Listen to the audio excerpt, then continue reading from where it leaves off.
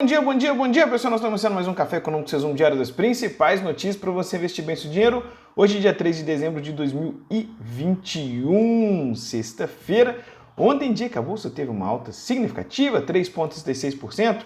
Afinal de contas, a PEC foi aprovada, mas ainda não acabou, tá bom? Auxílio Brasil está garantido com a aprovação da medida provisória. Vamos ter auxílio emergencial de R$ 400. Refis será votado ainda esse ano na Câmara, como foi o acordo com o Senado, né? Produção industrial do Brasil pode apresentar alta de apenas 0,7%, isso é um bom sinal. Expectativa do PIB são reajustadas para baixo, de 4,7% ao ano, ainda assim seria um PIB bom, né, do ano pós-pandemia. Payroll deve mostrar uma recuperação na economia americana no dia de hoje e, com PEC aprovada, Bolsa dispara 3,66%. Não esquece de dar o joinha, dar o like, compartilha esse vídeo, se inscreve no nosso canal se não foi inscrito ainda, beleza? Bom, vamos lá. Finalmente a PEC foi aprovada no Senado ontem, né? Finalmente passou por isso. Isso é muito bom, já tinha passado pela comissão, agora depois foi para votação no primeiro e segundo turno e no Senado finalizou essa novela. Tivemos mudanças significativas nessa PEC. Uma delas, por exemplo, é você tirar do teto até 2026 os precatórios. O grande problema que o mercado financeiro viu, né, que o mercado financeiro não queria tomar o calote desses precatórios, dessas dívidas, né, que acabou virando título de renda fixa. Sim, meu amigo, se você não está entendendo o que eu estou falando, temos um vídeo aqui na nossa playlist aqui do Mentos, que são cortes da mentoria, que você pode entender lá um pouco sobre essa questão dos precatórios e por que a Bolsa caiu tanto recentemente. Inclusive, falando de mentoria, um jabazinho aqui, foi mentoria ontem e nós falamos como a Omicron, essa variante do Covid, ela pode ser utilizada aí como um bode expiatório para beneficiar as economias mundiais. Sim, meu amigo, está puxando a inflação para baixo no mundo todo, um grande problema, e você vai entender já já. Mas a gente fez isso na mentoria de ontem. Se você não conhece a mentoria, deve ter um link aqui na descrição para você fazer parte, beleza? A redação final da PEC dos precatórios teve uma mudança no cálculo, tá? Do teto dos gastos públicos, mas alterou aí o artigo que limita o pagamento dos precatórios.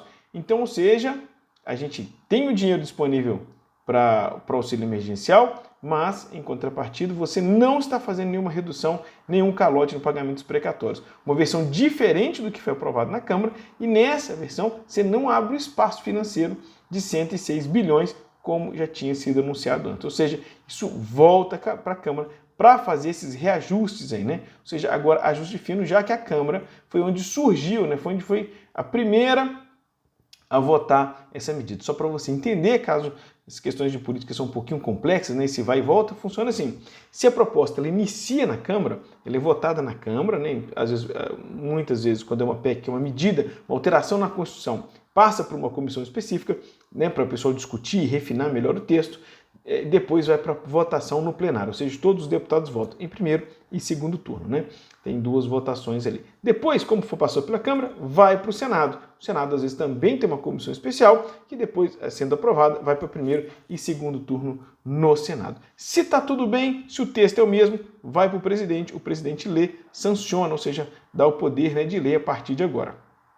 Caso tenha uma alteração no Senado, né, significativa no texto, ele tem que voltar para a Câmara. A Câmara rejulga aquilo ali, se aceita ou não aquelas mudanças do Senado, faz algumas adequações, tem suas limitações também, fecha ali o texto final e aí manda para o presidente. Ou seja, esse ping-pong aí, né? Então isso vai acontecer com a PEC dos precatórios. Então esses ajustes, essas divergências, aquilo que está igual, comum a todos, beleza, vida que segue, vai para frente. Mas alguns pequenos ajustes serão discutidos ainda na Câmara no ano que vem, tá? Mas o grande problema ali que o mercado viu, que era o calote que ele ia tomar, parece que isso aí ficou para trás e não vai mais sofrer nesse sentido, tá bom? Outra coisa que foi votada ontem, né, foi essa medida provisória do auxílio. O governo preocupado se teria condições do dinheiro dos R$ 400 ali para fazer o auxílio emergencial ou não, ele acabou fazendo uma medida provisória, liberando isso ainda esse ano. Foi aprovado na Câmara, foi aprovado no Senado, então esses R$ 400 ele não vai ter dificuldades para ser pago à população. Bom, agora, a Câmara dos Deputados vai discutir o refis, que é um refinanciamento da dívida da União. Digamos você que seja uma empresa grande, que é pequena, não tem tanto esse benefício aí, você tem uma dívida com a União e precisa pagar essa dívida. Bom, foi aprovado no Senado, já foi aprovado no Senado, e a Câmara ainda falta aprovar esse refinanciamento, né? Ou seja, você vê que o lobby, né, a pressão do mercado em cima do Senado, ele é muito eficiente, né? Porque o Senado só votou a PEC dos precatórios com a garantia de que a Câmara iria votar também esse refis. Ou seja, ele abre espaço, ou seja, empresas que têm grandes dívidas com a União, elas podem dar uma entrada menor, pagamento dessa dívida, ou seja, eu estou devendo, você precisa organizar essa dívida com o governo. Então você dá uma entrada menor de 10% do valor da dívida, sendo dividido em 10 parcelas. Olha aí que legal, né? Bem fácilzinho, praticamente 1% ali da sua dívida que você vai pagar com a União nos primeiros 10 meses. E o restante você pode dividir em 144 meses, ou seja, em 12 anos. Essa é a proposta que foi aprovada no Senado e deve avançar na Câmara, né? Ou seja, a Câmara agora vai correr com essa proposta para ser aprovada aí nas próximas 2 semanas ainda nesse ano, tá? A economia hoje teremos aí produção industrial que deve trazer alta em outubro aí, de 0,7, isso é bom, e o PIB veio levemente negativo, né, último trimestre, 0,1 negativo, e acabou ajustando as expectativas do ano de 2021 do PIB aí de 4,7%. Já a expectativa para 2022 é que a gente tenha um PIB ali levemente positivo, né? 0,5, apesar de até alguns bancos aí falando que pode ser um PIB negativo, porque a Selic está muito alta. Ontem também saiu aí uma avaliação, a gente tinha falado da Standard & Poor's, né, que tinha feito uma avaliação do rating mantido como estável e viés estável aqui no Brasil, estava com a nota BB-. Aqui a Fitch também, né, revalidou essa nota, BB- do Brasil, mas mudou o viés, ou seja, colocou um viés negativo, ou seja, há uma expectativa de na próxima revisão ela pode rebaixar essa nota do Brasil, citando um risco, aí, um potencial risco de avanço exagerado da inflação. Acho difícil, né? A Selic está subindo para caramba aí, o petróleo está diminuindo, mas a Fitch acabou deixando isso claro. Ela falou, olha, se a inflação não for controlada, vou reduzir a nota do Brasil. No aspecto internacional, hoje às 10h30 teremos payroll, ou seja, dados de emprego lá nos Estados Unidos, que deve apresentar uma geração de 573 mil vagas, tá? É um recuo aí no desemprego, ou seja, isso é muito bom. O desemprego diminuindo de 4,6 para 4,5, apresentando um crescimento médio no salário do cidadão americano de 0,4%. A pressão inflacionária nos Estados Unidos incomoda, a gente sabe disso, e o Fed deve acelerar ali o fim dos estímulos, que a gente chama isso de tapering, né? Ele deve anunciar isso no dia 15/12, isso dá uma sacudida no mundo, acaba prejudicando um pouco os emergentes, mas do meu ponto de vista o Brasil já está extremamente descontado, a gente já colocou no preço tanta notícia ruim, que se realmente o Biden fizer esse tipo de postura aqui, não deve prejudicar tanto, não deve nos fazer cair, né? Talvez só subir um pouco menos, tá? Outra coisa que a gente tem que falando é que o surto da Omicron veio a calhar, né? Veio a calhar nessa questão aí. Já estão falando os laboratórios, o mercado já está entendendo que isso aí talvez não seja uma variante tão problemática assim. Cara, a gente falou disso ontem na mentoria, assim, a gente deu uma aula, detalhes, mostramos números, um parecer. Quem acaba se beneficiando, né, como a economia do mundo se beneficiou apenas com esse surto. Mas por quê, Felipe? Porque ele derrubou o preço do petróleo. Sim, só o risco da Europa entrar em lockdown, o petróleo caiu mais de 20% da sua máxima.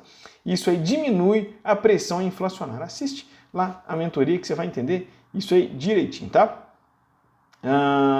E aí, inclusive, em discurso ontem, o Biden também anunciou que descarta a possibilidade de lockdown por causa da Omicron. E a Bolsa ontem brilhou no dia de ontem. Subiu 3,66%, deixando para trás aqueles 100 mil pontos terrível, né? Aquele lugarzinho ali escuro que a gente não quer ficar, né? Perto dos 100 mil pontos ali, correndo o risco de romper esse número psicológico, né? E a Bolsa subiu ontem, fechando 104.446 mil pontos, com um giro forte de 35 bilhões, ligeiramente aí acima da média.